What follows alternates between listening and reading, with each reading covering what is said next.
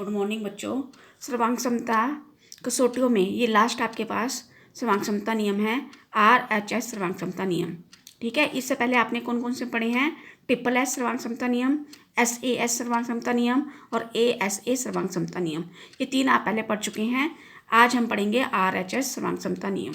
ठीक है, यदि दिए गए सुमेलन के अंतर्गत एक समकोण त्रिभुज का कर्ण और एक भुजा क्रमशः दूसरे समकोण त्रिभुज के कर्ण और एक भुजा के बराबर हो तो दोनों त्रिभुज सर्वांगसम होते हैं।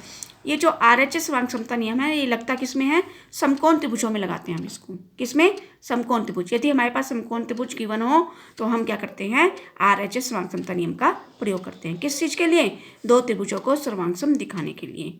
ठीक है, तो आपके पास ये देखिए त्रिभुज ABC और त्रिभुज DEF ये दोनों समकोण त्रिभुज है। देखिए यहाँ पे B पर समकोण है, यहाँ पर E पर 90 डिग्री का एंगल बन रहा है। ठीक है, तो ये दोनों क्या कि समकोण त्रिभुज हैं।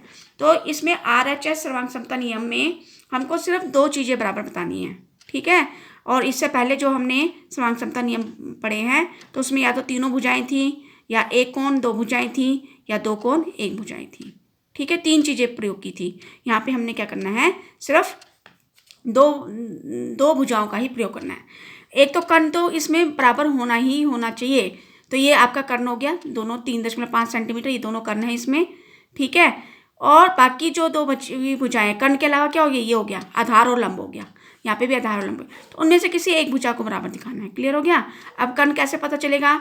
जहाँ पर आपका ये शीर्ष देख रहे हो, यहाँ पे आपका 90 डिग्री का कोण बन रहा है, तो इसकी सम्मुख भुजा, तो इसके सामने वाली भुजा कौन सी? ये, तो ये आपका कर्ण होगा इस वाली त्रिभुज में।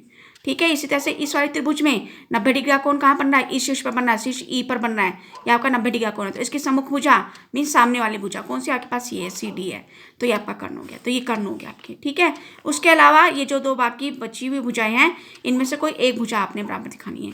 तो मैंने आपको ये वाली भुजा क्या दिखा रखी है? बराबर दिखा रखी है। ठीक है, ये वाली भुजा और ये वाली भुजा। तो हम लिखेंगे, अब हम इसका प्रयोग करेंगे। तो यहाँ आ जाएगा समकोण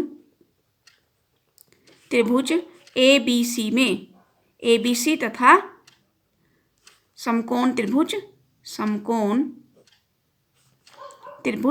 यहाँ से स्टार्ट किया ना हमने, इसको भी यहाँ से DEF, ऐसे AB तो इसी तरह से DEF।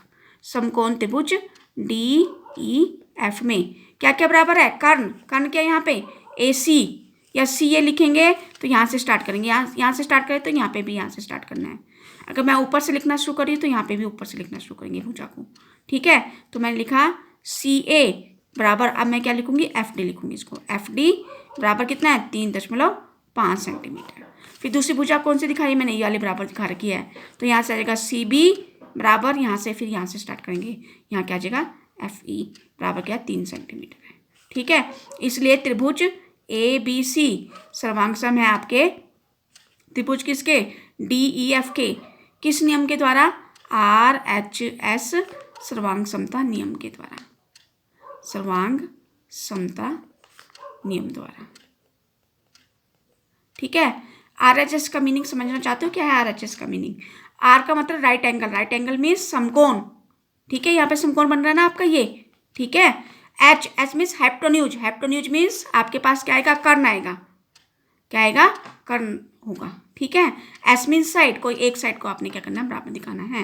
राइट एंगल ट्रायंगल में आपने एक हाइपोटेन्यूज और कोई एक साइड को क्या दिखाना है? आपने बराबर दिखाना है। तो RHS means right angle, H means hypotenuse means कर्ण, और S means side, side means भुजा। तो ये है आपके पास RHS सर्वांग समता नियम। Thank you.